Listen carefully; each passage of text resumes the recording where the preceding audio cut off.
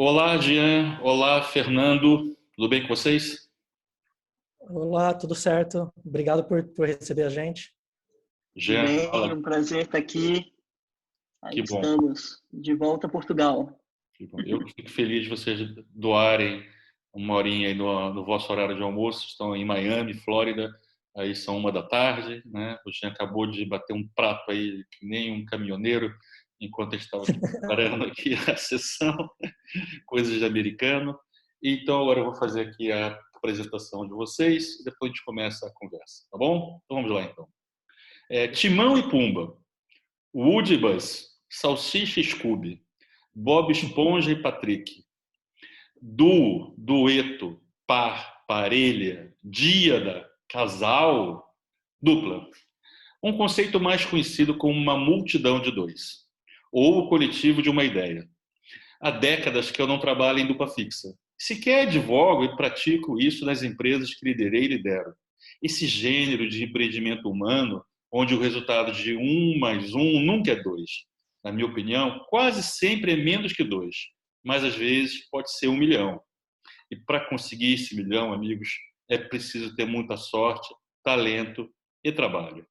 Coisas que não faltam aqui ao Jean e ao Fernando. Ou Zampa e Usário, como carinhosamente apelidou os nossos convidados de hoje, o nosso ex-convidado, o convidado da última sessão, o Eric Rosa, que foi chefe deles, e veja só como o mundo é cheio de coincidências. Juntos, Jean e Fernando formam a dupla mais premiada do planeta neste momento, segundo as contas do Instituto Data Edison, que, se não está 100% certo, está bem próximo da verdade.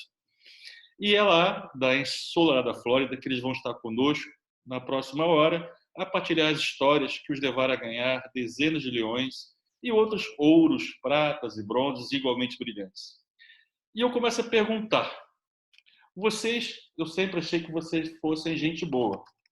E aí eu pergunto: é possível continuar a ser gente boa depois que se chega no topo do mundo? Quem responde primeiro? O cara mais gente boa da dupla, Zara. Agora, que isso. Então, eu vou começar. Eu acho que definitivamente sim. Acho que tanto eu quanto o Zampa, a gente começou bem de baixo, assim. A gente veio de família simples, sem nenhuma história relacionada à propaganda.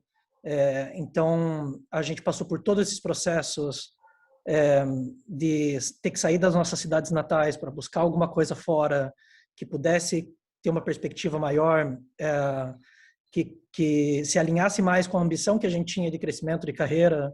Então, a gente sempre tentou ouvir e aprender muito, e eu acho que o que, chegando na posição que a gente tem hoje, a gente tenta passar isso também, sabe? Mentorar, ensinar e ajudar ao máximo que a gente pode pessoas que estão na mesma situação que a gente já esteve em algum momento. Então, acho que isso é independente de quantos prêmios você ganha, e eu acho que o nosso mercado ainda é carente de pessoas do bem e com boas intenções e que não estão focadas em Pé no chão. competição. Exato. A origem de E vocês tem a ver com isso? Você citou, né? Você é do Paraná, certo, Fernando? Você é de Curitiba, não é isso? isso, E o Jean exatamente. é do Espírito Santo, de Sou do Vitória, não Espírito é isso? Santo. Sou de uma cidadezinha próxima de Vitória, uma cidadezinha de praia, a 1 hora mais ou menos de Vitória, Qual cidade? mas Nova Almeida. Nova Almeida. Nova Ah, Almeida. muito melhor que a Velha Almeida, que é uma cidade mais distante. Ela é nomeada, inclusive, porque ela é geograficamente parecida com a Velha Almeida. Por isso, daí o nome Nova Almeida.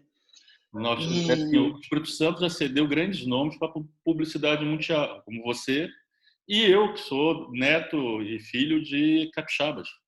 ó, tá vendo? Perfeito. Nós temos um DNA parecido. Já o Tá Fernando lá de vendo? Curitiba deve ser menino de leite com pera, criado com a avó, certo?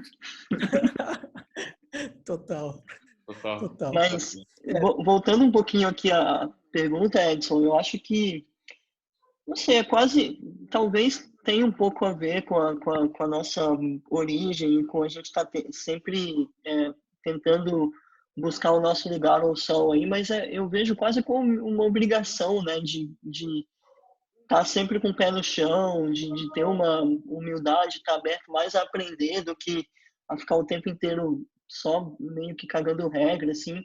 E eu acho que no final das contas a gente é mais grato do que tudo, assim, porque essa profissão, ela ensina muito a gente o tempo inteiro, ela fez a gente viajar o mundo, e eu acho que isso, na teoria, só deveria te deixar mais humilde, mais aberto a aprender, né? A gente sabe que esse meio é cheio de gente que fica, na verdade, contando leões e mostrando que eu tenho mais isso que você, eu ganhei mais ouros, eu ganhei mais aquilo, mas no final das contas é sobre o que a gente pode aportar para o mundo e para as marcas que a gente trabalha, né? Uhum. Só para o pessoal que não conhece muito o percurso de vocês, vocês encontram quando? Em que lugar? Em que lugar do planeta, em que cidade vocês se encontram? Quer começar, Zampa? Que eu... Tá bom, eu vou começar um pouco, talvez porque por uma questão cronológica eu possa narrar em primeira pessoa. Era 2007, mais ou menos, né? Eu vim de Londres, eu comecei ali, a primeira vez que eu saí do país foi para Londres para estudar um pouco é, design e comunicação ali na Central Saint Martins, que foi a coisa que eu vi que mais me abriu os olhos, né, na época, quando eu estava ali terminando a faculdade, eu senti muita necessidade de sair. E fui entregar pizza e fui sendo promovido, né, enquanto fazia pizza, entregava e fui crescendo aí nesse meio de quase como um imigrante, enquanto em outro momento do dia eu estudava na Central Saint Martins. Foi uma experiência maravilhosa viver em Londres, mas em algum momento eu vi também que existia uma dificuldade de visto e de começar em publicidade ali. Tinha um amigo, Teco Cipriano, é, trabalhou muitos anos aí em Lisboa, né? Também capixaba. E no meio dessas conversas ele me trouxe o nome aí da Lisbon Ed School, com o nosso famoso Fred Arouca aí.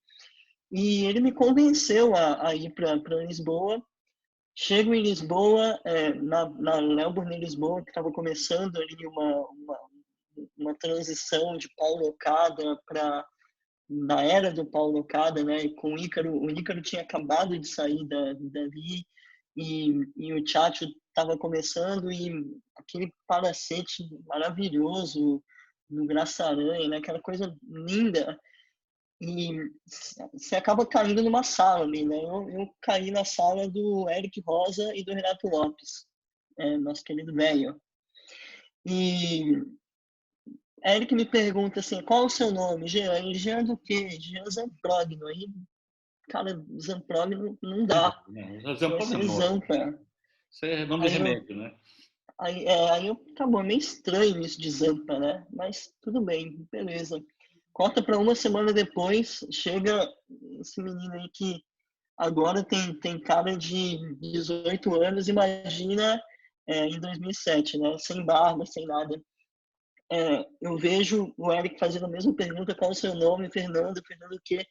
Pelizaro, e não, cara, Pelizaro é muito, você vai chamar Zaro. Aí ele olhou pra mim assim, não, Zampa, Zaro, vocês são uma dupla. Temos aqui uma foto dos dois quando eles se encontraram. Quem é o Fernando? Isso aí no Zaro não é uma peruca, tá? Eu sou da esquerda, cara. É o primeiro Essa, na nude. verdade, tem um detalhe interessante. Consegue colocar a foto lá de volta? Eu queria te contar um detalhe interessante. Só para um breakzinho aí. Você e a sua irmã, é isso? Não, sou eu e uma prima minha.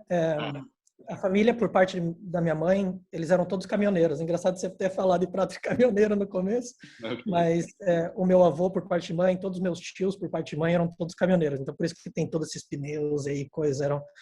E se você olha, eu tô com a mão em volta da cintura da minha prima e ela tá segurando minha mão para não encostar nela, de tão sujo que eu tava. Bem, hoje isso configura um assédio, praticamente. Né? Ainda bem que ela... Né? Bom, desculpa interromper, que eu não Imagina, não era... Você estava falando, encontrou o Fernando e aí foi amor à primeira vista.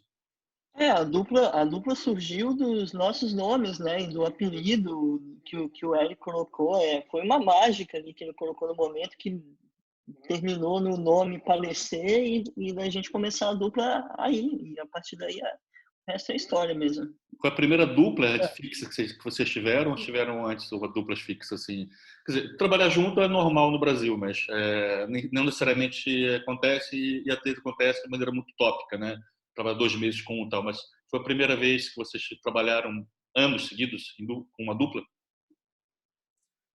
Bom, para mim, sim. Uhum. Eu tive outros duplas antes, eu já trabalhava em Curitiba. Tinha começado minha carreira, na verdade, no começo de 2007, que eu comecei a trabalhar em agência. Aí eu tive 2 duplas nesse período de 1 ano, se eu não me engano. E aí, sim, o Zampa foi o primeiro dupla fixo que durou praticamente até hoje, né? A gente vai percorrer aí toda a nossa trajetória, mas aí no meu caso, só contando um pouquinho como que eu cheguei em Portugal, foi através do Eric, que eu comecei. O Eric escrevia para a coluna Passaporte do Clube de Criação de São Paulo. No site do Clube de Criação tem uma coluna chamada Passaporte, e as pessoas que trabalham fora do Brasil escreviam nessa coluna. E o Eric era um dos mais assíduos, assim, né? Quase todos os meses tinha texto novo dele lá. E tinha um e-mail lá também com o nome dele. E aí eu simplesmente comecei a escrever para ele, perguntando: posso ir para aí? Posso fazer um estágio? Está aqui no meu portfólio. E aí eventualmente ele falou: deixa eu falar com o Chacho. Chacho Puebla era o ECD da época, né? E chamou, e eu fui. E aí foi o resto da história, né? Foi o que o Zampa contou. Uma coisa que para mim foi muito marcante quando eu cheguei foi que eu sou redator da dupla, e chegando lá, o Chacho, eu não tinha computador, não tinha nada. E na época eu não tinha nem celular, não tinha laptop, era muito caro para mim. E o Chacho me deu um caderno. Ele falou: o redator não precisa de computador. Você precisa ir literalmente um caderno, um notebook, para eu escrever e ter as ideias. E Errado ele não fiquei estava, todo. né? Errado ele não estava. Hashtag meu primeiro notebook. Não estava. Exatamente. E aí fiquei todo o meu período da Léo Lisboa sem computador. Eventualmente o Zampa tinha um computador, porque era o diretor de arte, aí ele começou a usar o pessoal dele, eu comecei a usar o dele, até para me conectar com a família aqui no Brasil, né? Mas isso foi um detalhe interessante que me fez, foi um choque, assim, tipo, cara, eu preciso, as ideias estão aqui, não estão nas referências que eu vou buscar, em nada, então isso já foi um aprendizado Parece logo de cara, assim. uma das primeiras agências que eu trabalhei, no Rio de Janeiro. Eu também sou redator, né? E era na época da máquina de escrever. Aí estava numa agência que a máquina de escrever que me deram, a tecla da vírgula estava quebrada, não funcionava. Então dava um puto trabalho, tinha que usar o ponto, depois ir com a caneta e ir lá fazer as vírgulas. Aí eu aprendi a escrever mais curto, que era para frases mais curtas, para poder usar mais o ponto e estar menos preocupado com a vírgula. Graças a Deus, né? Bom, que A bom. Mari para bem. Olha, vamos fazer essa conversa, um pouco de vida e um pouco de trabalho. Escolhe um primeiro trabalho que vocês queriam mostrar para o pessoal e comentar um pouco daquela lista que vocês me deram. Eu acho que faz sentido começar talvez por Coca Fantas, Zampa, que é Acho que um... sim, né? Foi o primeiro trampo que a gente que colocou a gente para o mundo, assim, mudou Não é bastante a assim, nossa carreira. A gente tem um carinho poucas, grande. é uma das poucas coisas. Eu dou muita aula de storytelling, etc, né? E eu tenho um seminário, inclusive, sobre storytelling em causas sociais. E esse Coca Fanta é a única coisa que eu mostro que não é minha. Ou seja, aliás, até mostro no início, ou seja, que é para o pessoal dar uma risada, ficar na onda, assim, a partir daí, né, é só ladeira abaixo, né? Então, Estamos começar... muito honrados. Não, Pô, muito honrado, muito e honrado. hoje uma Muito cliente obrigado. minha, uma cliente nossa, né, da agência, eu postei ontem lá na página da Storytelling Academia, e hoje ela foi lá e colocou lá: genial, que é a história de marketing uma das maiores empresas aqui de Portugal. Esse caso continua sendo certo. Conta um bocadinho, vamos ver o caso, para quem não conhece, e aí vocês contam um bocadinho das dificuldades, da execução. Perfeito. Você que tem uma história engraçada em volta desse trabalho que vocês já me contaram já em outra encarnação. Então eu vou aqui Aí. compartilhar e vou procurar aqui. Essa Coca é Fanta. Deve ser esse aqui. Não, é esse aqui. E eu tenho que fazer outra vez. Deu erro. E já está. Estão vendo? Não estão vendo? Sim. Sim? Ok.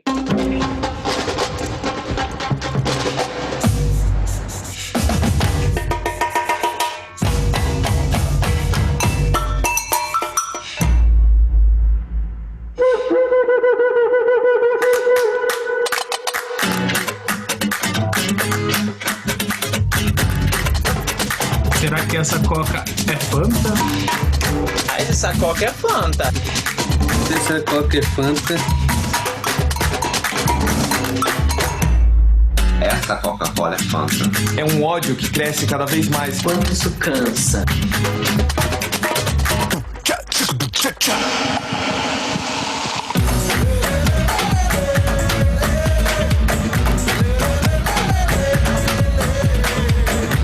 Essa campanha foi chamada de Essa Coca é Fanta. E daí? Eles transformaram aquele jargão, Colocaram Fanta dentro da Coca. Eu sou apaixonada.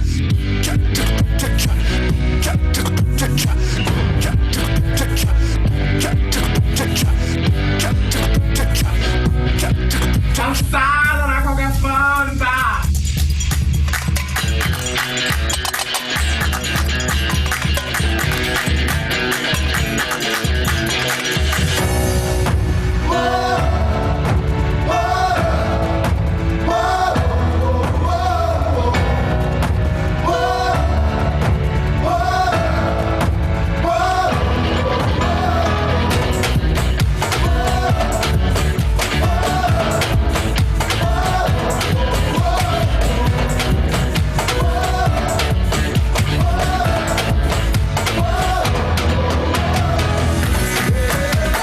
A gente pode ser Fanta, pode ser Coca, a gente pode ser o que quiser. Vamos ser felizes. Essa Coca é Fanta. E daí? E daí? Essa Coca é orgulho, essa Coca eu respeito. Essa Coca é Fanta.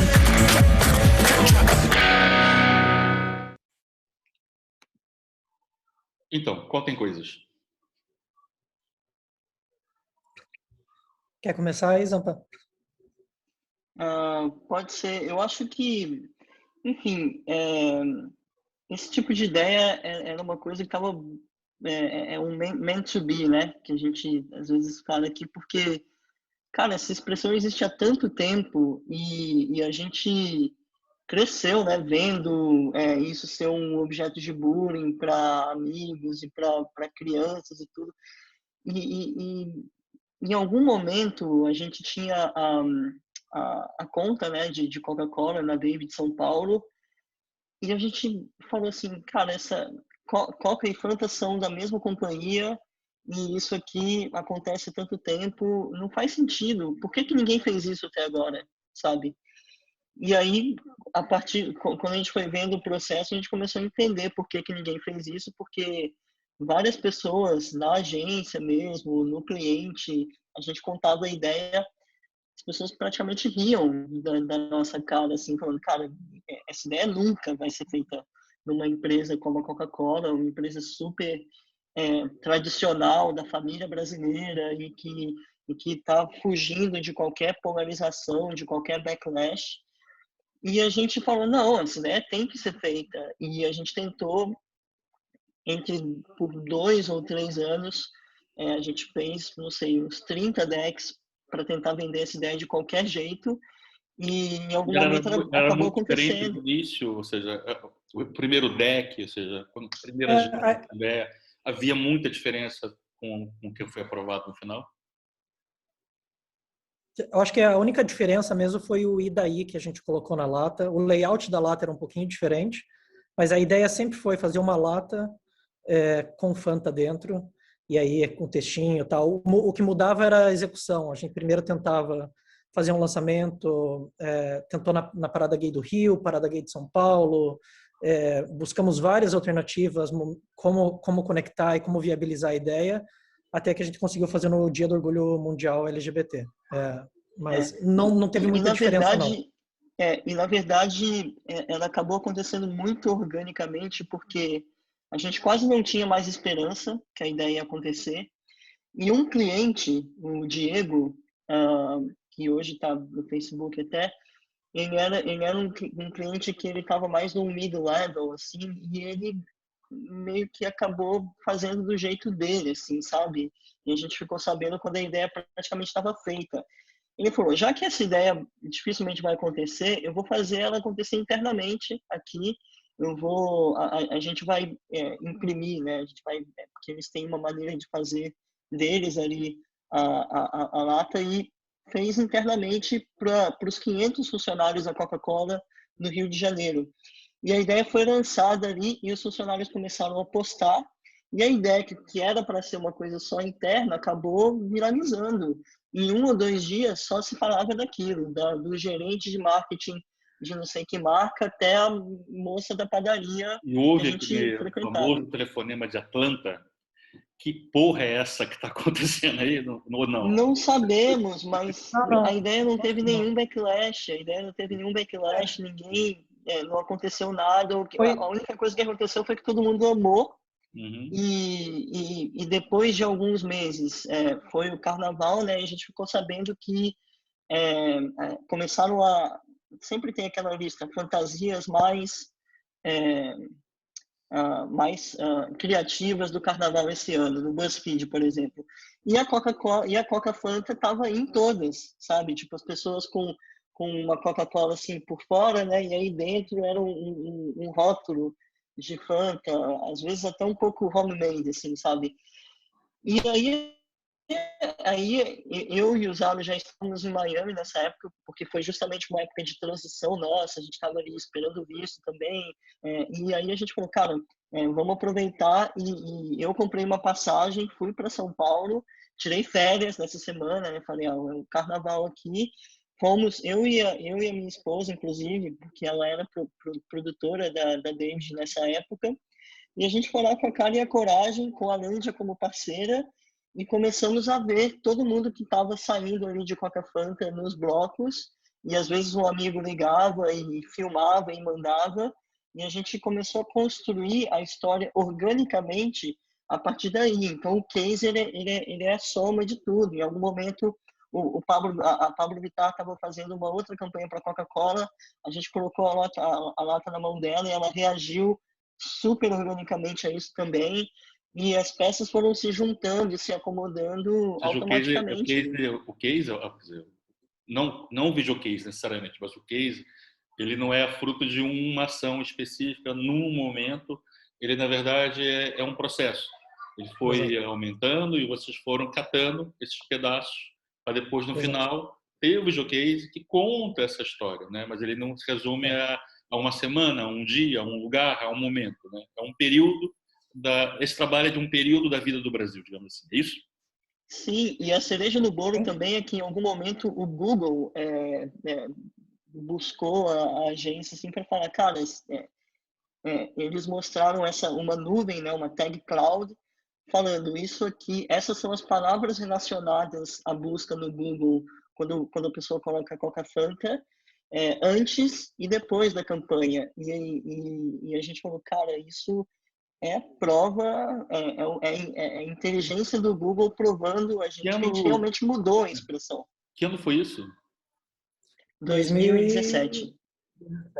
Um ano antes do Bolsonaro genocida ser eleito, né? Exatamente. Então, ou seja, se calhar hoje era mais difícil, né? Não tinha ainda um grupo de extrema direita jogando bomba na empresa, né? Enfim. Não duvido. Não duvido. Uma coisa que é um pouquinho de contexto do lado da marca também, que eu acho que é interessante, assim,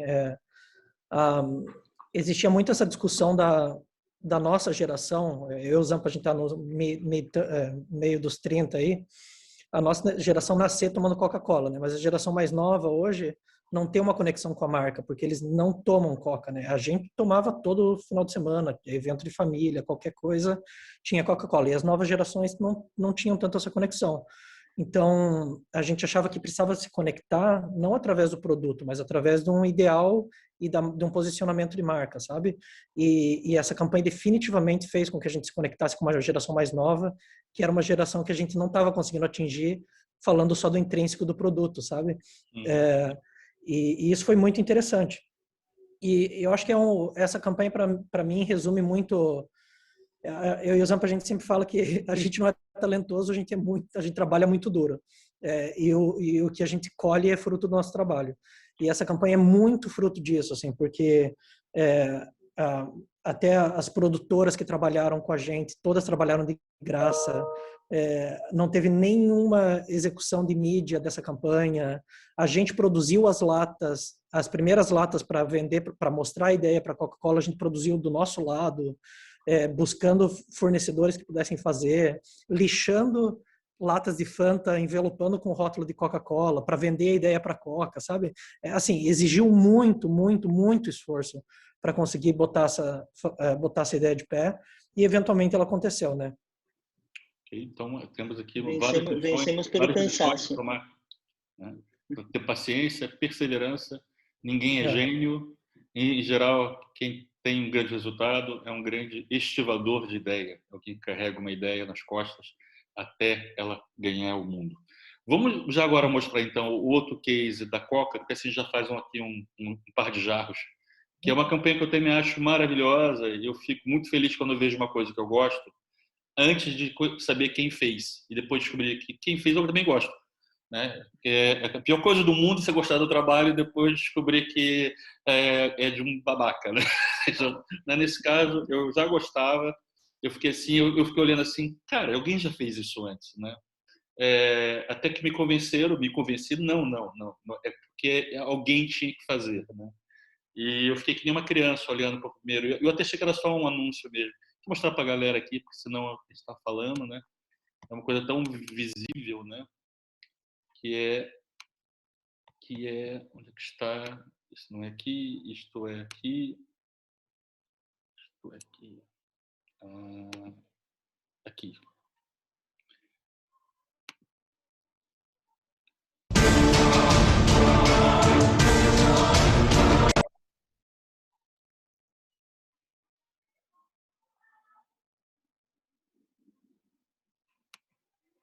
Isso não tem som? O começo não. Tá. Pode.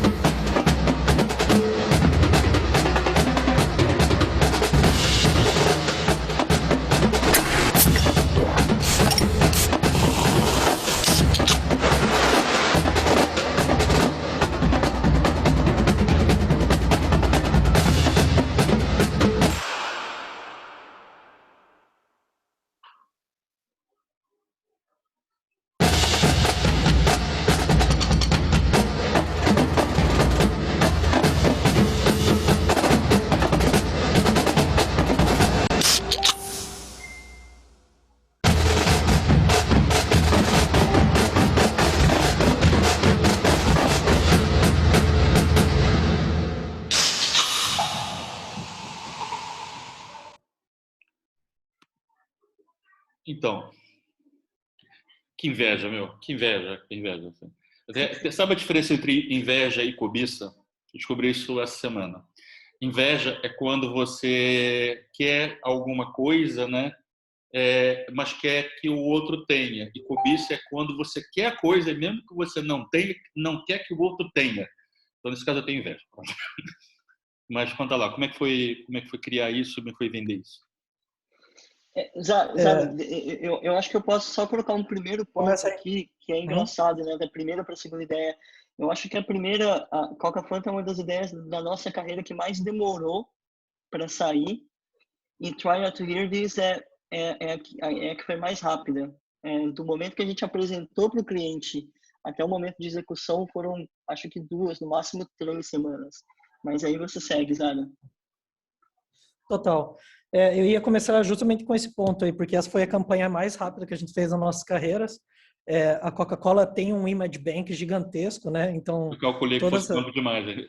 Aliás, até fica melhor assim, na verdade, enquanto case. Né? Total, faz mais sentido conceitualmente para a ideia. E a gente sabia que era uma ideia que o cliente não tinha como não aprovar, sabe? Assim, faz tanto sentido, era tão forte. Mas, enfim, voltando pro começo, a gente trabalhou junto com uma dupla que infelizmente não está mais com a gente hoje, o Andy e o Alex. Eles primeiro encontraram uma referência, eu acho que era um compilado de sons. Eu acho que era também um post do BuzzFeed. Era o GIF do We Will Rock You. Mas tinham vários exemplos e tinha inclusive o GIF que a gente usou ali no case study, com a mão, né? Enfim. Aí a gente começou a pensar, caramba, o que dá para fazer, né? Na hora veio Coca-Cola na cabeça, a gente já estava proativamente trabalhando bastante para a Coca e a gente começou a buscar imagens. A gente já tinha acesso ao banco de imagens de Coca, começou a buscar. O mais difícil de tudo dessa campanha foi encontrar como que a gente ativa, qual que é o call to action para as pessoas entenderem o que a gente quer. Porque quando você está vendo um compilado no YouTube, tem lá um título, uma explicação, e aí você vê e faz sentido. Mas agora, assim, qual seria o nosso call to action? E isso a gente teve que escrever centenas de headlines, assim, até chegar em algo que fizesse sentido. E aí vem outra coisa que eu acho que é muito interessante dessa campanha, que é um pouco como a David trabalha também, que a gente trabalha muito integrado com o planejamento. E esse headline, na verdade, veio a gente estava fazendo um brainstorm, tinha, sei lá, 4, 5 criativos, 3 planners, e esse headline veio, na verdade, de um dos planners, um diretor de planner da época, o John. E quando ele falou, se a gente usar psicologia reversa, né, dizer para a pessoa não tentar fazer alguma coisa, aí é impossível. E aí, quando a gente chegou no try not to hear this, é isso. E dali para a ideia sair, foi um processo só de encontrar as imagens certas, conseguir a autorização, os direitos, e encontrar o mercado um primeiro mercado para executar a campanha, que acabou sendo no leste europeu no começo, e depois foi para outros mercados. Mas meio que assim, foi... Zampa, não sei se quer... Não, eu acho que essa ideia ela tem duas coisas muito legais, dois conceitos de psicologia, né, que entram aí no meio do storytelling, que o primeiro é justamente a psicologia reversa, que foi a melhor coisa que a gente achou para ser o trigger, né, do efeito que a gente queria, e também conseguir colocar esse termo sinestesia, e a gente começou a entender o que é. Sinestesia é quando quando acontece uma coisa que os seus sentidos se cruzam. Você está vendo uma imagem, mas é comprovado, vários estudos dizem que ativam uma parte do seu cérebro, tal imagem, que faz você realmente ouvir o som. Então, não é que você está imaginando o som, ou que a gente está... não é um bullshit nosso que a gente inventou, sabe? Funciona também para cheiros, quando um sentido é substituído pelo outro, quando um sentido, né, nesse caso, é a visão ativando a audição, né? Mas exatamente. Também a cor ativando o cheiro, né? Tem gente que vê uma imagem verde e sente um gosto de alguma coisa, se vê uma imagem castanha e sente o gosto de outra. Não, eu conhecia, eu fiquei olhando assim... Cara, alguém levou a teoria da sinestesia para publicidade, assim, literalmente. A gente tentou levar ela, inclusive, para os festivais também. A gente escreveu esse print em rádio. E o festival aceitou. Eles mandaram uma carta falando: eu acho que vocês se enganaram aqui. Mandaram um e-mail, né? Acho que vocês se enganaram aqui nas categorias, vocês escreveram em rádio. A gente mandou um e-mail gigante, assim, e eles aceitaram. E premiaram? Não premiaram. A categoria só faltava essa, né? A categoria Audio and Radio, né? E essa é uma campanha que joga com áudio. E assim, a gente falou assim, obviamente não é uma rádio, mas é uma campanha de áudio. E aí a gente tentou inscrever, não aceitaram, a gente escreveu... Valeu a tentativa! Valeu a tentativa. Já é uma conversa de boteco isso aqui, estamos falando disso agora. Exatamente, era uma história. Valeu. Exato. O fato deles... Troféu Storytelling, tá bom? É a mesma assim. E eu acho que uma última coisa também sobre essa ideia, para talvez terminar um pouco ela aqui, é um espírito da David também de estar apresentando ideia proativa todo o tempo. Óbvio que essa ideia a gente apresentou por causa das portas que a gente abriu com Coca Fanta e dos relacionamentos que a gente criou com os clientes por causa de Coca Fanta, mas também tem essa coisa de, se a gente apresentar uma ideia por semana para os clientes, se a gente encher o saco dos clientes, algumas eles vão aprovar, e essa ideia proativa que a gente fez sem nem cobrar nada, ela acaba virando uma campanha para todos os países de uma região da Europa, e depois para 35 países. A gente fez um IMC dessa campanha em algum momento, depois também com filme, com ativações no cinema, com tudo, por causa de uma ideiazinha, mas acaba virando quase uma desculpa boa de revenue e uma desculpa para manter a gente ocupado com muita coisa legal, né? Porque a gente está cobrando por isso também. Um pipeline de boas ideias, na verdade é isso, né? Exato. Nunca está parado. Deixa eu agora mudar aqui um pouco o assunto, para a gente não ficar só no trabalho. O trabalho é importante, mas também não é tudo na vida. Deixa eu entender um bocadinho mais como é que vocês funcionam em termos de cabeça. Aí eu estou estreando aqui uma nova sessão aqui De onde vem esse barulho? De onde vem essa música? Tem algum case study aberto aí. Vai rolar, né? Não é suposto era acontecer isso. Peraí. Para, rapaz. Devour. Já percebi, cada vez que eu saio aqui da escape, ele ativa coisa, mas não é suposto fazer isso. Eu acho que ele toca automaticamente o próximo. Pronto. Mas não tem problema, a gente está em casa. Deixa eu só aqui partilhar aqui. Então, é uma sessão nova, o que o Facebook diz de vocês. Então, tem cá, eu fui lá no Facebook, né? E o Facebook, não sei se vocês sabem, eles têm uma seção que o algoritmo coloca lá o que você gosta. Então, já, me explica aí esses gostos aqui. Você gosta tanto assim da Leica? Você gosta de fotografia? Gosto muito de fotografia. Tenho escondido um pouco as fotos que eu tenho. Eu comecei a tirar muito foto de filme, né? Eu criei um novo hábito aqui em Miami, que é sempre que eu posso, de manhãzinha, quando eu consigo acordar um pouco mais cedo, pego a minha bike, que inclusive foi roubada domingo agora, estou à procura de outra. E saio aí pela praia tirando fotos. Tem uma câmerazinha, nem tô com ela aqui, mas uma câmera compacta, uma Contax T3 de filme, e tiro fotos só em slide também. Tem que mandar para revelar em Nova York, escanear, é super complicado. E você é tão bom que o Eric? O Eric é um fotógrafo. Não, é complicado, é complicado. Um dia eu chego lá. O Eric tá aí nas minhas referências. Mas é um hábito que eu adoro, assim, ser um planeiro de bicicleta é um pouco diferente. Em Miami é um zoológico maravilhoso de gente, né, cara? Em Miami assim, a vida que existe aqui, a diversidade de pessoas. Sim, os Estados Unidos inteiro vem aqui tirar férias e spring break aqui. Miami. É um site sadomasoquista? Na verdade, eu não sei o que é isso. Tem cara de ser um guia cultural de Miami, site de Hidden Gems de Miami, mas eu vou te falar que faz muito tempo que eu não sigo uma página assim no Facebook. Acho que eu não tenho usado tanto o Facebook, assim, mas com a like aí você acertou em cheio. O que é essa artista plástica aqui? Acho eu, é uma artista, Yamuna Forzani. É uma cantora que, eu vou ser bem honesto, que também eu não lembro direito dela. Em algum momento eu comecei a seguir porque me interessou alguma música assim, mas acho que faz muito tempo também. Eu acho que tem muito tempo que eu não dou um like em uma página do Facebook, assim. Toda a minha atenção em mídia social, eu acho que hoje em dia é só pro Instagram, talvez, não sei.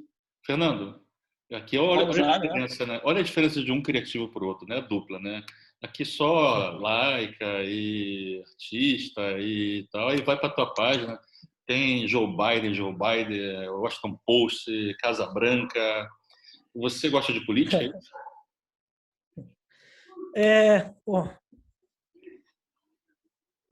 Assim, eu Meu pai é professor, né? Hoje ele é aposentado, mas ele sempre foi professor, professor de português, em escola pública no Brasil.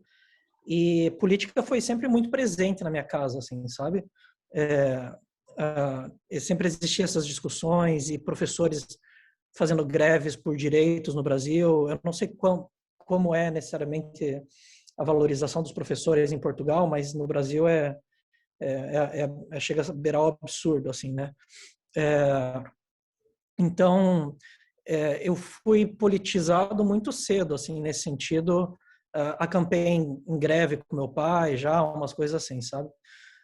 Só que e eu discutia muito política, me engajava, quando eu era mais adolescente, assim, comecei a votar com 16 anos, e teve um momento que estava me fazendo mal, assim, para ser honesto, sabe?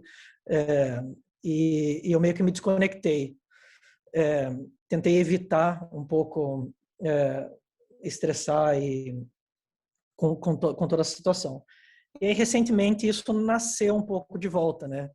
Infelizmente, pelo presidente que a gente tem hoje no Brasil, pelo que a gente tinha aqui nos Estados Unidos também. Então, eu voltei a engajar um pouco mais e expor mais minha opinião.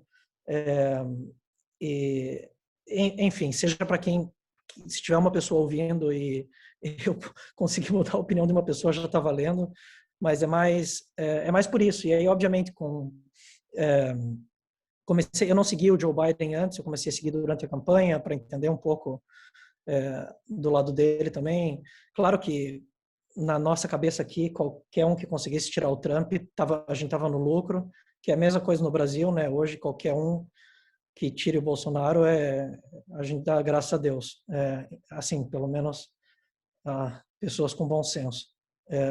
Mas é isso. A gente falou de política, então, antes de passar para o próximo trabalho, rapidamente, falando política TV, como vocês falaram, da vossa, inclusive, origem humilde, né, de famílias não de posses, né? Já ficaram ricos já estão ricos, já estão milionários, já podem já comprar um iate em Miami? A gente ainda mora de aluguel.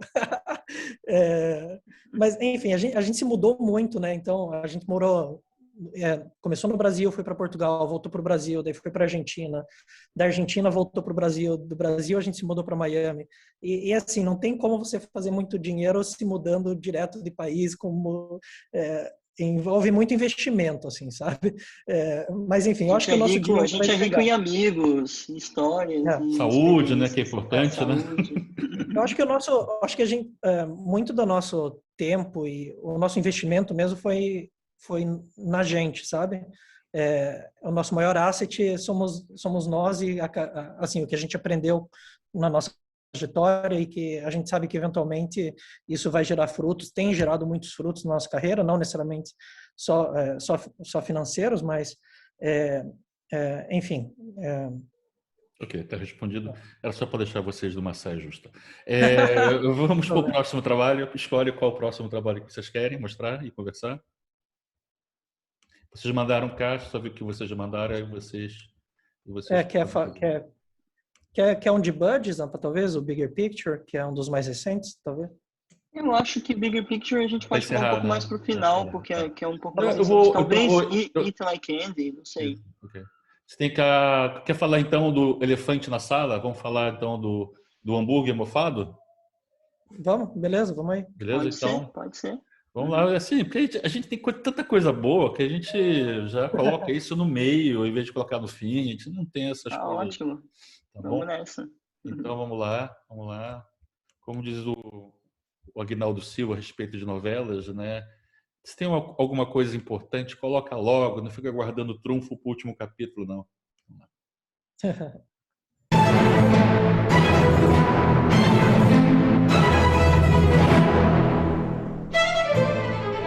Fast food, an industry that offers convenient, craveable food at a good value.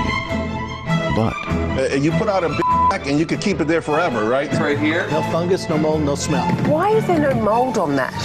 Well, because of all the stuff we put in our food. What we put in our bodies. It's time to change that.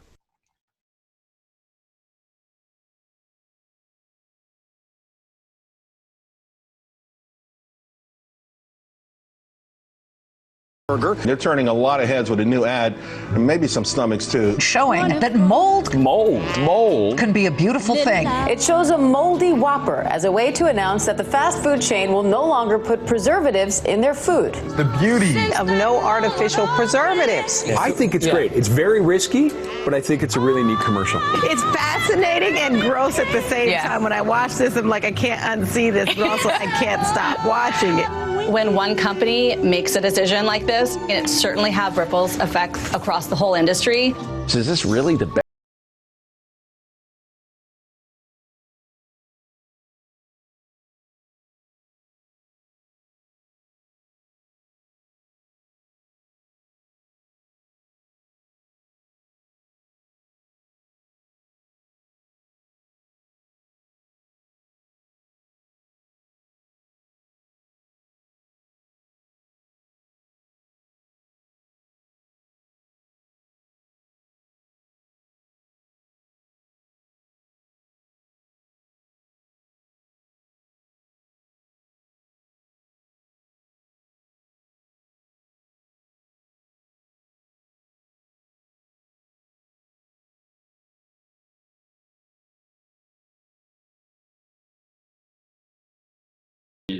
Conte-me lá, como é que foi essa saga?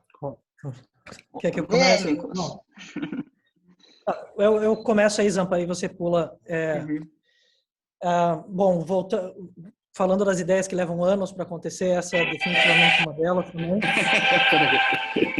Não é só outra coisa. Ele demora um tempinho, mas ele vai, é impressionante. Ele tem a... Desculpa. Não, imagina.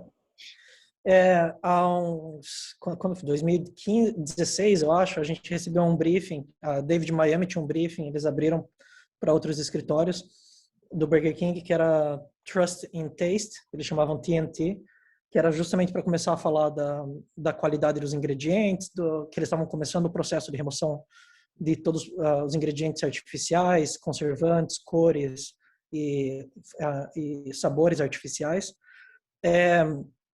E a gente teve essa ideia lá 4 anos, sim, hoje 5 anos atrás, e aconteceu que o Burger King não estava pronto para fazer, né? Porque era um processo extremamente longo. Eles estavam começando esse processo, foi um processo que levou, como eu falei, né, 4 anos para ser concretizado, e a gente sempre ficou tentando puxar essa ideia, apresentava e mudava e buscava outros formatos, e durante esse período a gente sempre estava trazendo de volta, e aí, Moldy Whopper, com os nossos diretores de criação, né, conseguimos fazer, quando que a gente vai fazer, enfim, até que chegou um momento que a Suécia, eu acho que foi o primeiro mercado que teve o Whopper 100% livre de cores, conservantes e sabores artificiais, e a Ingo, que é uma agência também da WPP, lá na Suécia, teve uma ideia muito parecida, e a Publicis também teve uma ideia parecida, e o Fernando Machado, né, orquestrando tudo ali, as coisas do Burger King, conectou nós três, as 3 agências, né, para a gente executar a ideia juntos. E foi um trabalho em equipe, foi um trabalho longo também, e difícil. O Fernando teve um trabalho gigantesco dentro do Burger King também, conseguir convencer os franqueados e todo o pessoal de que era uma boa ideia mostrar o teu sanduíche mofado e apodrecendo para provar um ponto positivo. Eventualmente ele conseguiu, e o resto foi meio que história, né? Quando a gente teve toda a discussão, qual música perfeita, qual a melhor maneira de executar, vão fazer, né, de chegar no stop motion, o conceito da campanha. Foram discussões longas também, mas eu acho que é meio que isso. Zampa, se quiser adicionar alguma coisa? Sim, eu acho que esse é a típica ideia também do nosso jeito de trabalhar também, de não largar o osso, né? Se Coca Fanta foram 2, 3 anos, essa foram 4. Mas a mão do Fernando Machado aí é incrível. Tem cliente, tem tudo, né? Não, e esse cliente ainda, né? A gente é muito sortudo de ter cruzado os caminhos com ele e ter aprendido tudo que a gente aprendeu com ele. E eu acho que também o fato dele ser obsessionado por essa ideia também ajudou a transformação do BK ser um pouco mais rápida. Acelerou a ideia, ajudou o produto ajudou a ideia, e foi e tinha uma pessoa ali no meio, que era o Fernando, empurrando isso como um trator. E é óbvio que a essência da ideia sempre vai ser a mesma, né? A gente apresentou em um momento ali tentando talvez uma comparação com o Big Mac, e aí depois a gente viu que ia ser muito complicado comparar, e depois apresentamos só com um Whopper sendo mofado, mas com outro fundinho, que não era um fundo preto, era um fundo de madeira. Mas esses são os detalhes. Mas a atitude do Fernando Machado, quando viu que a Ingo, que estava numa maturidade de mercado, o produto estava numa maturidade de mercado melhor ali, eles apresentaram uma ideia que a gente também tinha apresentado, e ele falou: juntem-se e façam isso, e façam a ideia de um jeito que vocês não conseguiriam fazer sozinhos. E depois, com a Publicis se juntando ali, eles apresentaram a ideia no momento que a gente já estava produzindo a ideia. Só que eles vieram com um viés interessante aí de falar de beleza, e uma coisa que realmente justificou eles estarem no processo. E a gente começou a fazer uma campanha que a gente nunca faria se fosse só a David, ou se fosse só a Ingo, ou se fosse só a Publicis. Eu também tive essa ideia. Acho que isso é uma parte importantíssima. Eu mandei um fax para o Fernando, mas acho que ele não viu. Foi também nesse período aí também. Uma pergunta aí, aproveitando esse caso que juntou 3 agências, vários criativos, né, e se juntaram e correu melhor. Eu não quero saber como é que a salsicha é feita, no sentido assim, quantas brigas vocês tiveram, ou quanto dor de cabeça que foi um processo, né? Sei que no final a salsicha tá boa, ou seja, é um bom trabalho. Agora, mais com vocês brigam muito? Eu acho que lá no comecinho, com menos maturidade, a gente... Não é que a gente briga muito, a gente se permitia embater opiniões, assim, sabe? Eu acho que... Não, quero briga mesmo. Assim, a última vez que eu trabalhei em dupla fixa, num bom dia da nossa relação profissional, voou uma tesoura na minha direção que bateu na parede. Foi um dia bom, um dia tranquilo, um dia pacato, né? Ou seja, vocês já chegaram quase a vias de fato? Não, nesse ponto a gente nunca chegou. Eu acho que o que aconteceu com a gente lá no começo foi, na época de Portugal, a gente trabalhava o dia inteiro juntos, a gente morava juntos. Naquela época a gente dividia um quarto, morava no mesmo quarto, inclusive. Quando a gente morou junto na Argentina, a gente dividiu o apartamento. A gente falou, nunca mais vamos dividir um quarto, mas a gente dividiu o apartamento. Ainda passava muito tempo junto. Depois, quando a gente voltou a trabalhar junto em São Paulo, a gente morou no mesmo bairro, mas em casas diferentes. E eu acho que o que acontecia no nosso caso, obviamente a gente tinha opiniões diferentes em vários momentos, mas a gente sempre conversava e às vezes falava mais alto e coisa assim. Mas eu acho que talvez o que tenha estressado um pouco mais a relação no começo foi justamente passar muito tempo junto. Coisa que com o tempo a gente foi aprendendo a lidar e que é como qualquer relacionamento, né? Hoje eu acho que a nossa relação, assim, eu não consigo lembrar de uma última vez que a gente brigou. Às vezes tem uma coisa assim, pô, você falou isso, você não devia ter falado isso, mas é muito mais um tom de conversa do que num tom de briga ou querendo, sabe, gerar algum estresse desnecessário. Acho que a relação evoluiu muito. Acho que a gente foi aprendendo que as nossas diferenças, elas na verdade são complementares, e por mais que às vezes a gente tenha uma opinião diferente, a gente briga internamente, quando a gente se junta, não tem para ninguém, assim, sabe? A gente pisa numa opinião, numa maneira de... Tem algum trato específico do tipo assim, ó, se tem os dois, tem que deixar, senão a ideia não é apresentada, não vai para frente, tem alguma coisa que vocês estejam... Ou não, você trata mais a parte do texto, eu trato mais a parte de imagem, mesmo que a gente não esteja concordando, a coisa pode ir. Como é que é o dia a dia disso? Aqui é sinestesia. Eu acho que assim, normalmente a gente conversa até chegar num acordo, mas eventualmente se a gente não chega num acordo, aí a gente tenta ter uma opinião de fora e falar assim, por exemplo, na época a gente era dupla e tinha os diretores de criação acima, é assim, cara, se você acredita muito, vai e apresenta, a gente vê o que o cara acha, mesmo que talvez a gente não tivesse chegado num acordo. E era isso, a gente sempre tentou respeitar muito a opinião do outro e dar espaço para as individualidades, e eu acho que tanto eu quanto o Zampa, em momentos diferentes, a gente se provou, né? Quem é o mais chato? Às vezes um não acreditava. Quem é o mais chato? Desculpa? Quem é o mais chato? Ah, não sei. Sou eu. Não sei, eu acho que a gente é chato diferente também, mas talvez seja eu. Eu acho que é diferente. Tá bom. Vamos ver um trabalho, então.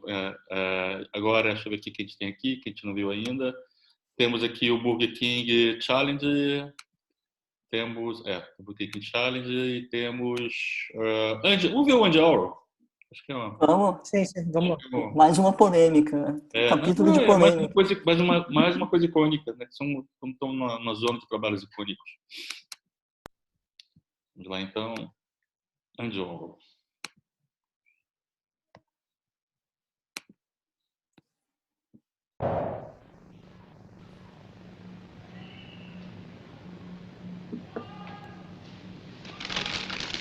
Andy Warhol eating a Whopper was filmed in 1982 as part of the documentary 66 Scenes from America. It features some of the classic traits and characteristics from Warhol's work, mainly using everyday brands as a medium to create his pop art style. So Burger King reversed that same formula and turned the original film into an ad for the brand. But not just any ad, a TV spot in the biggest pop culture event of the world, the Super Bowl. Like most of Warhol's works, Eat Like Andy generated mixed reviews. Some hated it, some loved it, some were confused by it. So they went to social media to find out what was it all about. Andy Warhol was the most searched term during the game, and Burger King the most searched brand. Thousands of people got their 15 minutes of fame by creating their own versions. It got parodies and tributes. It got a New Yorker cartoon. It was even shown in art classes. Once again, the world was talking about Andy and his latest appearance in a Burger King ad. Eat Like Andy generated 7.1 billion global impressions. It got $48 million in earned media. It broke the record in home delivery sales and the highest 4-day same-store sales growth in the past 3 years. Finally, all these brand metrics jumped to record high scores. Not bad for the worst ad in the USA Today Ad Meter ranking. All of this by showing Andy, just being Andy. My name is Andy Warhol, and I just finished eating a hamburger.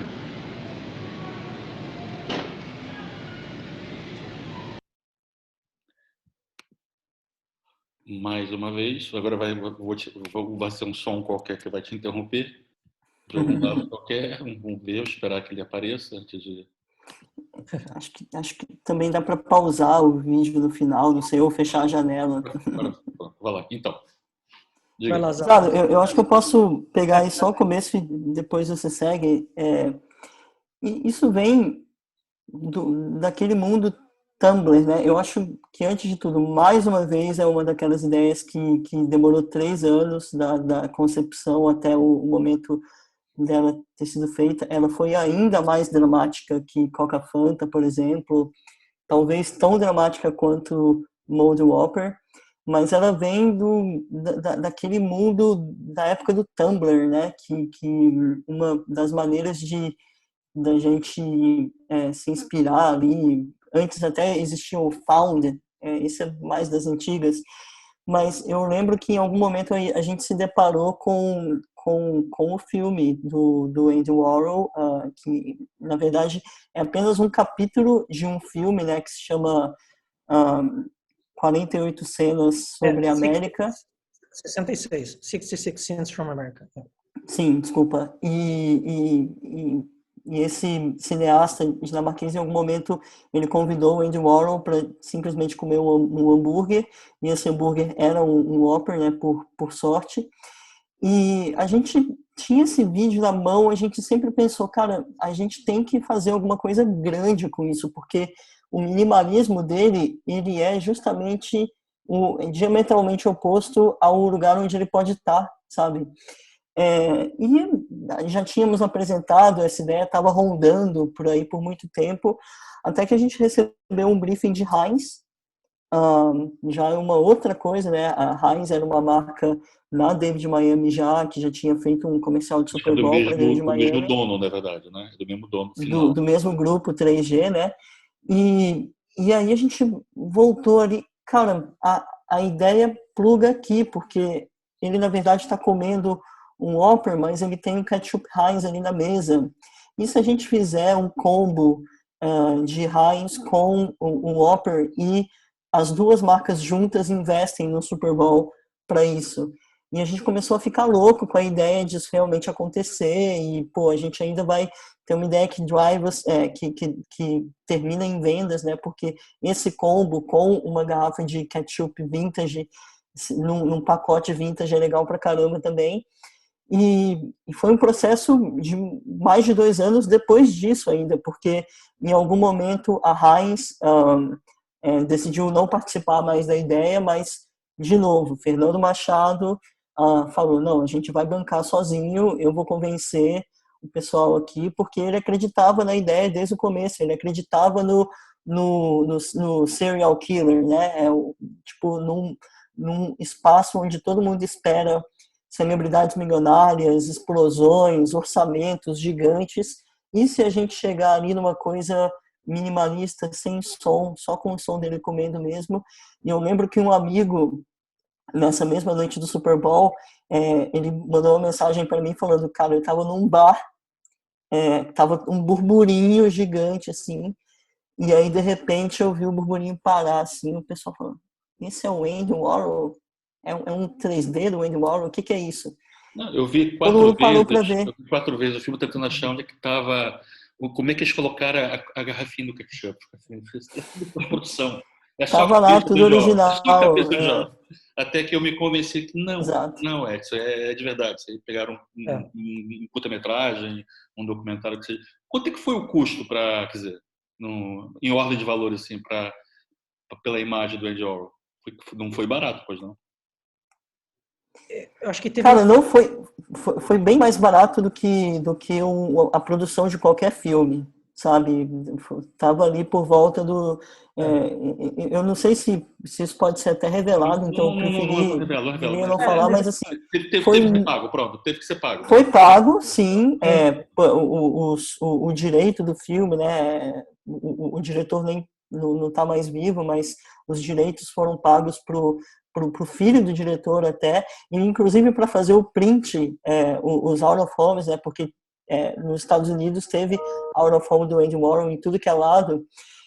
A gente a gente conseguiu o slide original, o positivo do filme, e a gente teve que ir no Haiti buscar esse positivo do filme, porque o filho do diretor estava num resort no Haiti na época, e eu lembro que a Monique, um atendimento junto com acho que um criativo também, o Andy, eles acabaram indo para o Haiti buscar esse slide físico que vale uma grana incrível, assim. E assim, cada capítulo dessa história aí vale a pena contar, porque foi muita confusão. Tiveram 2 negociações só para... uma foi, obviamente, com o filho do diretor, pelos direitos do filme, e com a fundação do Andy Warhol pelo direito da imagem também, né? Qualquer um dos dois podia embarrear o projeto, né? Bastava a fundação de, não quero o Andy Warhol fazendo publicidade. Pronto. Exato. E, na verdade, isso seria o sonho da vida do Andy Warhol, né? Imagina, depois de tanto tempo, isso, na verdade, acaba sendo mais um dos golpes que o Andy Warhol sempre deu aí durante a carreira dele. Então, golpes que eu digo no melhor sentido da palavra, né? Ele sempre foi de fazer essas coisas e a gente fica feliz de achar que seria mais uma das coisas que ele gostaria de ter feito, assim, caramba, ainda aparecia no Super Bowl. Eu colocava o nome dele na ficha técnica, eu colocava. Exatamente. Fernando e Andy Warhol. tem nenhum problema. Eu coloquei Camões uma vez num anúncio meu. Eu fazer um poema dele e coloquei Camões do Orafull. Tem uma coisa que é interessante, só para adicionar ali um pouco na execução, é que a gente esperava muito user-generated content, né, que as pessoas gravassem seus próprios vídeos, mas obviamente a gente antecipou que as pessoas não teriam perucas, não teriam necessariamente todos a garrafa do ketchup ou o hambúrguer mesmo. E aí uma estratégia que a gente fez, que aí foi conectada também, tudo se amarra de um jeito, né? Porque no final das contas é business, a gente precisa gerar business para a marca. Então, a maneira como a gente ativou isso e conectou foi tudo através do app, gerar mais vendas no app do Burger King. E a gente começou a vender mystery boxes do Burger King 2-3 semanas antes do Super Bowl. E o conteúdo desse mystery box era justamente uma peruca, uma garrafa de ketchup e um voucher para você pedir um Whopper no dia do Super Bowl. Só que ninguém tinha a mínima ideia do que seria a nossa campanha, né? A gente não antecipou. E aí, no dia do Super Bowl, quando as pessoas viram o filme, todas as pessoas que tinham comprado os mystery boxes do Burger King, elas sabiam o que tinham que fazer, pediram, e por isso que a gente tem todo esse conteúdo no case study das pessoas gravando seus próprios vídeos, porque a gente antecipou. E a marca repostando também, dando os 15 minutos de fama, né, de acordo com o que o Andy sempre dizia. Então a gente deu essa voz para todo mundo ali no dia. Enfim, o Super Bowl nunca é só o filme, né? Tem todo um plano muito grande, traçado muito antes. Quando vocês agarram um projeto Super Bowl, vocês ficam semanas ou meses só com esse projeto?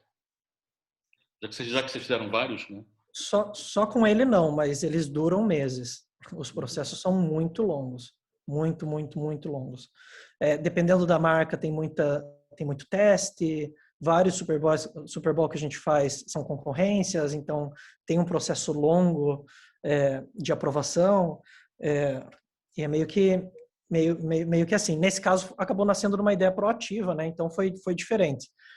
Mesmo assim, levou anos, porque o investimento do Super Bowl para o Burger King era muito alto, né? Burger King não é uma marca que costuma fazer anúncio no Super Bowl, então foi um projeto que foi criado ao longo de pelo menos um ano, assim, desde o dia que falamos, vamos fazer de verdade, saiu daquele limbo, né, da gente apresentando a ideia por 3 anos, assim, do momento que as coisas ficaram sérias, assim, da gente fazer com Heinz. Inclusive teve um workshop na Dave, vieram os clientes de Heinz, de Burger King e tal, e a Heinz, por ter negócio com McDonald's também, eles decidiram não participar. Mas a partir daquele momento até o dia que saiu foi pelo menos um ano. Aí, obviamente, a gente não fica só trabalhando nisso, mas está trabalhando nisso constantemente. Uma coisa que um detalhe interessante, só que eu acho que a gente nunca falou muito disso, que existe a história de que o Andy Warhol queria comer um McDonald's. Não pelo sanduíche, mas porque ele achava que a marca era mais icônica, né? E a gente sabia que alguém traria isso à tona assim que a gente lançasse o comercial. E a gente estava se preparando já para responder isso também, e não deu outra. No dia mesmo, o pessoal, mas ele queria, a história é que ele queria um McDonald's, não sei, um Big Mac ou whatever, não lembro qual que era o sanduíche. E aí a gente tinha a resposta, que a gente trabalhou com a agência de digital também, era: it doesn't matter who you flirt with, it matters who you takes home, né? Tipo, não importa com quem você flerta, importa quem você leva para casa. E assim, tratar com ironia um negócio que, assim, parecia que seria algo ruim, né? Se alguém trouxesse isso à tona, e a gente responde com bom humor, sabe? Desviando o tom. Mas, assim, a gente cuidar muito de todos os detalhes, sabe? Eu acho que isso é muito importante. E tá aberto a zoar com a sua própria cara também, né? O self-deprecating é uma coisa que é um valor que o BK carrega desde sempre, assim, não tem problema, sabe? Olha, amigos, a gente vai andar aqui um pouquinho mais rápido, né? Porque o pessoal vai ficar com fome, vai querer jantar. A partir de agora, eu vou liberar aqui o microfone. Se alguém tiver uma pergunta para fazer agora, aproveite e faz. Depois eu vou ver mais trabalhos. Tem 2 regras para fazer pergunta aqui na academia, para quem não sabe. A pergunta tem que ser curta e tem que terminar com uma interrogação. Então, se quiserem fazer um comentário geral, não é aqui, em outro lugar, manda um e-mail para eles, marca no Tinder, o que vocês quiserem. Agora é para fazer perguntas curtas e que são perguntas. Então, Eu vou agora liberar aqui. Alguém tem alguma pergunta agora para fazer? Eu tenho. Opa, já deu. Pronto, olha. Você é o... Lucas, da UGV Brasil. Tudo bem? Prazer. Pergunta curta com pontos de interrogação para vocês. Uma dica para fazer um bom videocase. Qual uma dica para fazer um bom videocase? Vem dos cases que a gente viu aqui agora. Cara, eu acho que eu posso pegar um Vai pouco lá, essa aqui. Eu sou um pouco obcecado com essa coisa de case. Obcecado por videocase. Né? Eu acho que toda a frustração que eu tenho de não ser um diretor, eu canalizo para fazer os cases. Mas eu acho que a gente começou a entender que o case ele é feito desde o brainstorm, sabe? Como você tá... eu acho que Coca Fanta, por exemplo, foi um excelente caso de a gente não sentou para fazer o case quando estava tudo pronto. O case foi sendo feito. Isso aqui é uma coisa que vai servir, mesmo que sejam 3 segundos, isso vai somar para o storytelling. Eu acho que a gente começou a entender que, pelo menos nas ideias que a gente faz, o storytelling, ele é muito mais amplo do que o storytelling de um filme, ou o storytelling da notícia de jornal, se for uma ideia mais de PR. É uma coisa que você vai somando uma vez, uma de cada vez, e essas pequenas histórias juntas constituem uma grande história. Mas elas têm que ser pensadas desde o momento que você apresenta para o cliente até os momentos chave de cada ideia. Então, a gente chega com material, com o roteiro já todo pensado, mas é muito de antes, né? É um processo muito longo para você fazer um case. Ok, obrigado. Mais alguma pergunta aí da assistência? Só adicionando uma coisinha, para mim, eu acho que é muito interessante. Assim, tem que ter, obviamente, a base. Você faz um roteiro, mas saiba que o resultado final vai ser completamente diferente daquele roteiro. Que o case se constrói mesmo quando você começa a editar, sabe? E eu acho que aí, obviamente, depende de cada ideia, mas quanto mais você deixar a ideia se contar por si só e não ter que ficar explicando muito, ou, por exemplo, se tiver mídia, sabe? Contar através de outras pessoas, como a gente fez com o Modeoper, por exemplo, né? Se você ver, são os news clips que vão contando a história pra gente, sabe? Obviamente tem que fazer sentido e ter um storytelling que explique a ideia, mas é meio que isso, assim, eu acho que às vezes as pessoas se prendem muito, mas o roteiro não tá lá, o roteiro não começa a editar, sabe? A minha dica é começa a editar porque muda muito e você vai construindo conforme você vai vendo as coisas e encaixando. Aí tinha um negócio que eu queria comentar, só que eu acho interessante, porque hoje eu estava tendo um call com um time mais cedo, e é um time mais novo, e a gente estava comentando sobre uma agência, vocês devem lembrar, o Edson deve lembrar, não sei o resto do pessoal, a Cassius Kramer, né, claro. Da Holanda, né? E uma coisa que eu nunca tinha me dado conta muito, assim, óbvio, eles eram uma inspiração pra caramba para mim, para o Zampa. Estavam fazendo o trabalho que a gente faz hoje há 20 anos atrás, super vanguarda. E não sei se vocês lembram, mas eles sempre lançam livros dos projetos que eles trabalham, né? E eu fiquei pensando, esse era o tipo do case study que eles faziam naquela época, sabe? Ao invés de fazer um case study mesmo, eles lançavam um livro. Até tem um aqui, o The Worst Hotel in the World, que é uma campanha deles.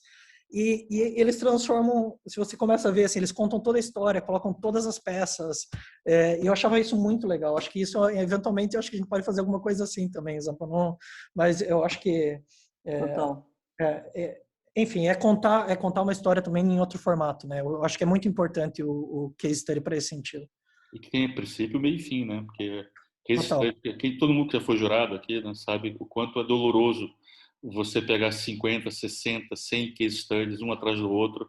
Exato. E 80% não conta nada, né? E você fica ali com um monte de balões e dados e coisas que você fica assim olhando, não, gente, não, isso não é de verdade.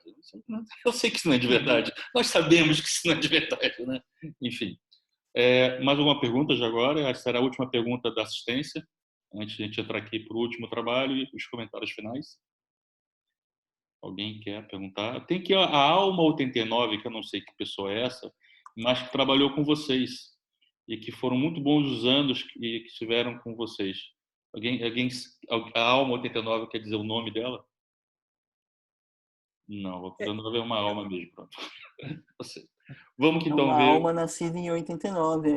Sem o nome fica um pouco complicado. Eu acho que o comentário era mais no sentido de que ela teve essa experiência de ser amiga do Dupla ou amigo do Dupla. Tá, não foi com você. Sim. Tanto quanto eu e o Zampa somos, eu acho que é mais nesse sentido. Bom, último trabalho aqui, para hoje pelo menos, sobrou coisa, gente. Sobrou coisa para a outra sessão que faremos para frente. Vocês pediram para que seja o último. É esse aqui, que é o da Budweiser. Esse é legal ser o último porque ele tá fresquinho aí, né? Acabou de sair no Super Bowl de agora. Think about time.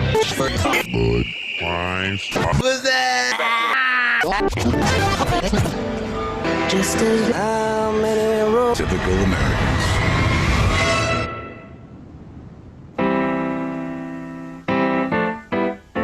For the first time in 37 years, Budweiser will not advertise during the Super Bowl. After they fully developed and nearly shot their much-anticipated Super Bowl commercial, they just scrapped it. This is a video just released by the company Called Bigger Picture, saying it is reallocating the media investment because they're taking that money to donate it towards a vaccine program. That's amazing.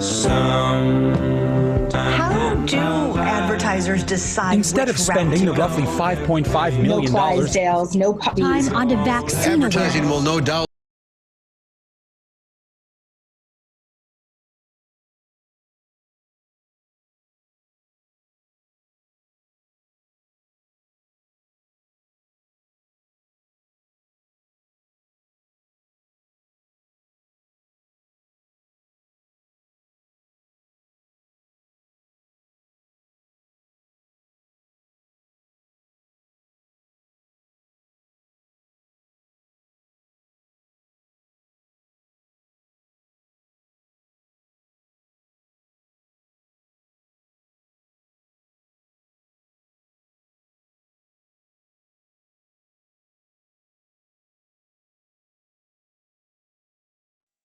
E aí?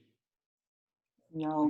Como é que você vende para um cliente para ele... Eu tentei vender para o cliente e não consegui, mas como é que você vende para um cliente que ele pega o dinheiro dele e não usa para fazer publicidade? Eu acho que, Zaro, você pode vai lá. Aí, posso começar aqui. Eu acho que vem de todo um contexto que é uma epopeia fazer um Super Bowl, né? A gente teve uma sorte imensa aí na nossa carreira de ter feito 5. É uma coisa que é maravilhoso, assim, mas é um processo muito árduo que envolve sempre mais de 10 agências numa concorrência, envolve não sei quantos rounds de focus group, e você só sabe ali no final, e depois tem a produção sempre é muito grande. E esse ano não foi diferente, né? Pelo menos o processo de concorrência, né? Não foi muito diferente. Mas, em algum momento, você sabe que sempre existe a Anheuser-Busch, né? Que é a controladora, que tem as marcas Budweiser, Bud Light, Stella Artois, Michelob Ultra. Eles têm um espaço grande ali que eles compram meio que para todas as marcas.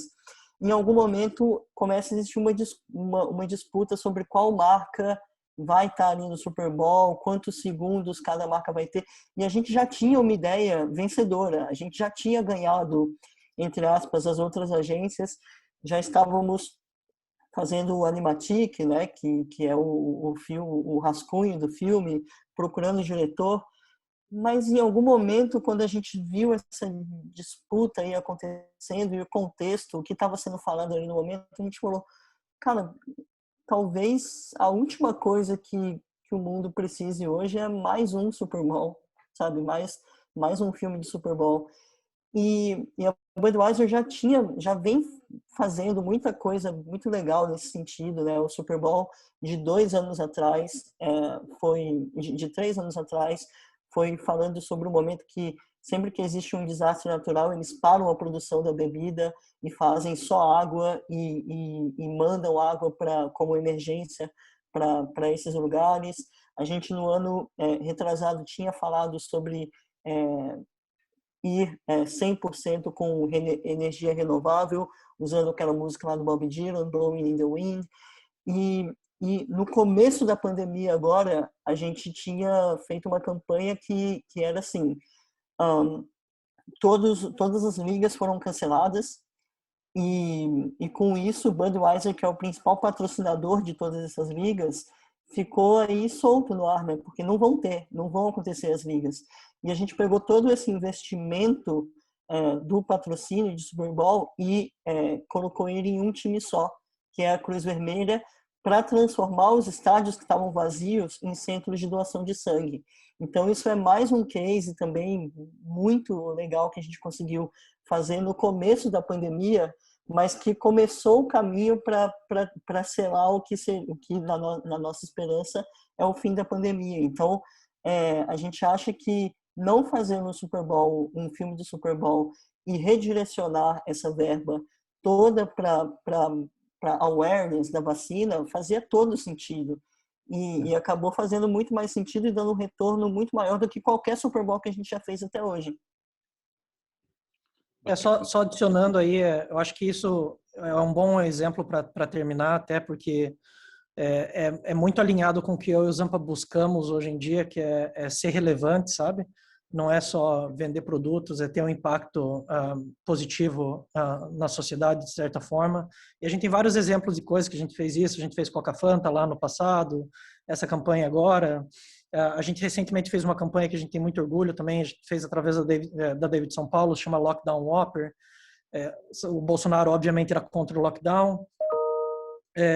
Então, a gente usou o app do Burger King para começar a premiar as pessoas que ficavam em casa, né, enfim, a gente conseguiu fazer com que 300 mil pessoas ficassem em casa e o download do app aumentou em 800%. Então, você consegue ver que quando você tem um impacto positivo na sociedade, você consegue resultados de negócio importantes também. Eu acho que esse exemplo de Budweiser, sendo a primeira campanha que a gente não leva para o Super Bowl em 37 anos, então a gente usou os 5 milhões de mídia, né, que era o investimento, e reverteu para a vacina. A campanha no final gerou 175 milhões de earned media para a marca.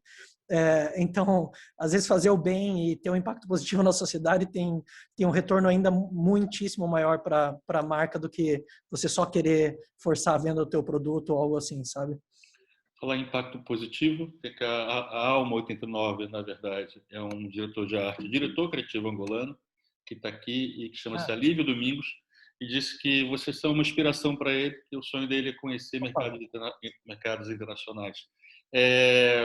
Próximo país que vocês querem morar, quando vocês já tiverem com vontade de mudar dos Estados Unidos para outro lá qualquer, é no Oriente, é no Ocidente, é na Europa, é no Brasil? Onde é que vocês querem estar daqui a 10 anos? Zampa, você quer pegar? E eu acho que a gente nunca discutiu muito sobre... A gente pretende seguir nos Estados Unidos por um bom tempo ainda. Eu acho que a gente está construindo a nossa carreira aqui, sente que tem um tempo ainda para construir mais.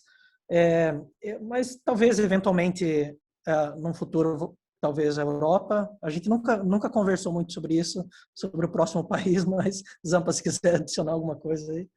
Não, é um pouco por aí. Eu acho que, antes de mais nada, a gente vê um futuro bom para a gente aqui nos Estados Unidos, porque o mercado aqui, tudo favorece muito uma boa ideia, sabe? Então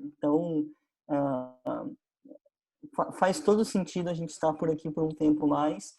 Acho que em algum momento faz sentido também a gente voltar para a Europa. A gente morou em Lisboa. Cara, foi uma experiência maravilhosa para a gente, a qualidade de vida que a gente teve aí. O continente europeu inteiro é maravilhoso. E acho que em algum momento a gente vai voltar e talvez a gente volte para o Brasil também, não sei. Mas por enquanto, por uns próximos bons anos, a gente está fincando o território aqui. Ótimo. Se vocês aparecerem cá por Lisboa quando os aeroportos abrirem e quando estiverem todos vacinados, estão convidados, então, para jantar aqui em Lisboa.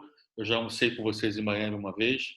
Eu prometo levar num restaurante melhor do que aquele que você me levou lá em Miami. Estou brincando. Era uma boa comida texana. Um restaurante assim, era o que tinha do lado da agência, né? Nossa Senhora. Estavam fechando um case para mandar para Buenos Aires. Enfim, mas foi ótimo, foi muito divertido. E palmas para a nossa dupla de convidados de hoje, nossas palmas virtuais. E qualquer coisa, passa lá no Departamento de Recursos Humanos e deixa lá o contrato para que comece segunda-feira, tá bom? Okay. Obrigado, muito obrigado, Edson. E a gente promete te levar no restaurante mais legal também na próxima vez. E vamos aí. Foi uma honra estar aqui. Obrigado pelo convite, muito honrado e prazer em conhecer todo mundo aí. Se tiverem perguntas, coisas, podem LinkedIn, essas coisas, qualquer coisa, entre em contato com a gente. Então, muito obrigado mais uma vez pelo vosso tempo, pela vossa simpatia, generosidade. E é isso. Daqui a umas semanas a gente volta com mais uma sessão da Storytelling Academy. Muito obrigado. Valeu, galera. Um abraço. Um abraço, galera. Tchau, tchau.